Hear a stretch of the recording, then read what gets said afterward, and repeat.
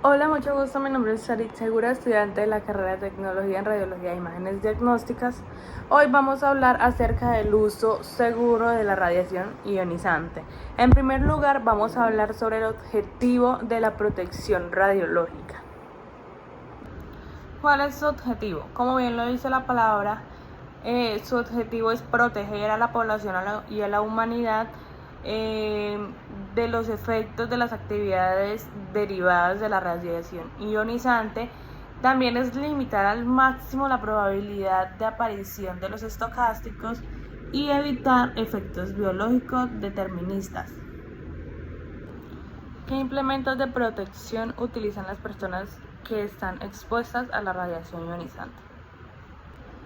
Están los lentes plomados, el blindaje, la dosimetría personal, los vidrios plomados, los cuellos de tiroide, los guantes plomados, los delantales plomados, entre muchos otros.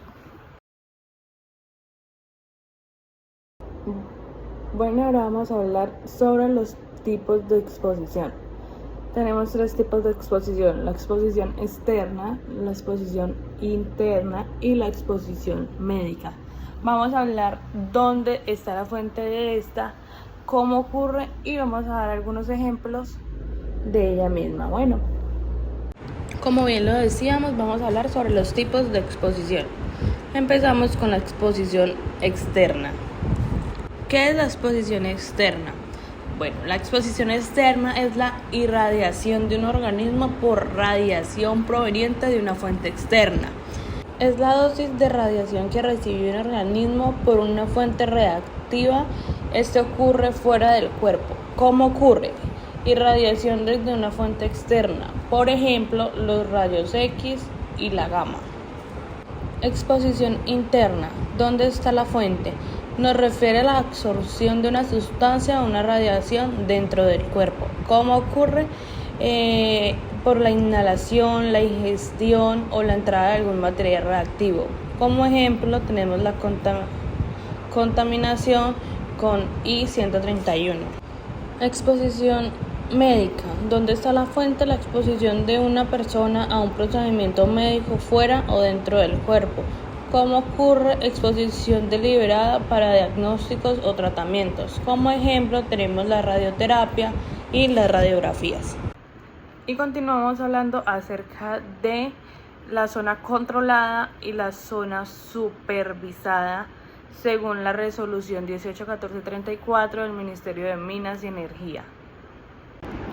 Zona controlada. La zona controlada es aquella en la que las condiciones normales de un trabajador, incluyendo incidentes menores, requieren que el trabajador cumpla procedimientos y prácticas bien establecidas dirigidas específicamente a controlar exposiciones a la radiación.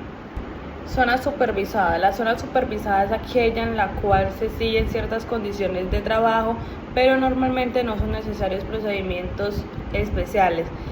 Estas definiciones están mejor asentadas en la experiencia operacional. La ICRP considera actualmente la separación de los 3 de 10 de límite de dosis que se realizaba anteriormente un poco arbitraria y recomienda que la designación del área controlada y el área supervisada se realice en la etapa de diseño o directamente sobre la base de una experiencia operacional. Hola, mi nombre es Cristian Benavides. Haré un resumen sencillo de las actividades impares que desarrollamos, que serían los puntos 9, 11 y 15. Vamos con el punto 9, elementos de protección radiológica. En el punto 9 analizamos los elementos esenciales de protección radiológica y por qué son tan importantes. Aquí vimos que la protección radiológica se basa en tres pilares fundamentales: justificación, optimización y limitación de dosis. La justificación significa que ningún estudio se hace porque sí, debe aportar un beneficio real para el paciente. La optimización consiste en ajustar parámetros, distancia y tiempo para evitar dosis innecesarias. Esto se relaciona con el principio de Alara, que menciona la ICRP. También revisamos los elementos físicos de protección, como las barreras, los delantales plomados, los protectores tiroideos y las gafas de plomo. Además,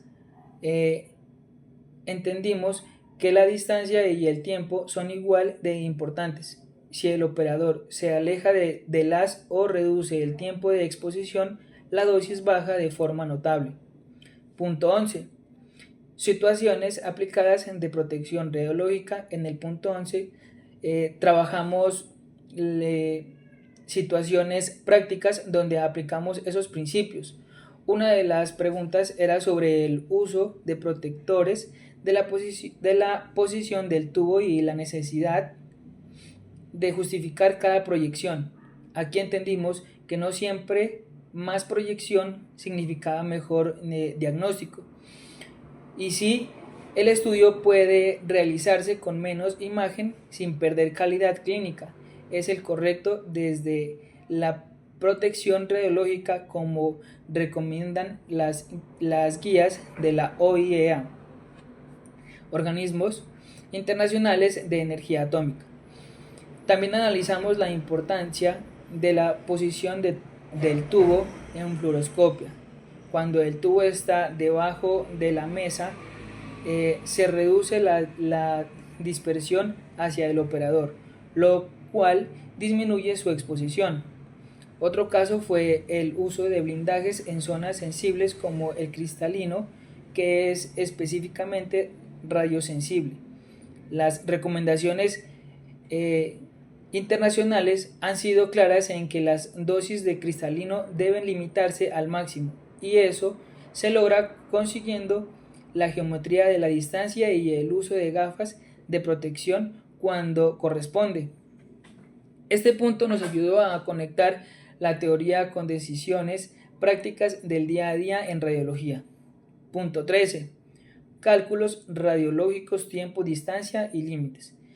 En el punto 13 nos llevó a aplicar cálculos básicos de tiempo, distancia y tasa de exposición para entender cómo se evalúa la dosis en situaciones reales. Por ejemplo, calculamos cuánta exposición recibe una persona si permanece 15 minutos en un ambiente con una tasa de 2300 mR por hora. Con solo convertir el tiempo y multiplicar, vimos que la exposición de 575 mR, también calculamos cuánto tiempo puede permanecer un acompañante durante una fluoroscopia sin encender un límite de 50 mR a una tasa de 500 mR por hora. El resultado fue que solo podría estar unos 6 minutos, lo que muestra lo rápido que puede acumularse la dosis. Finalmente, también analizamos la distancia necesaria para cumplir el límite anual ocupacional, usando una jornada normal de 2000 horas al año. Ese ejemplo nos permitió ver cómo la distancia, según la ley del inverso del cuadrado, reduce la dosis de manera muy efectiva.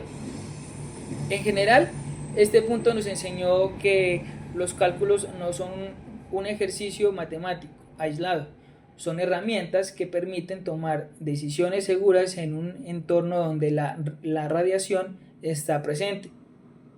Por último, el punto 15, protección radiológica pediátrica. En el punto 15 fue sobre la radiología pediátrica, un tema muy sensible porque los niños son más vulnerables a la radiación. La primera afirmación decía que existía un umbral para los efectos estocásticos, y eso es falso. Los efectos estocásticos no tienen umbral, como lo aclara la ICRP. Cualquier pequeña dosis incrementa ligeramente el riesgo.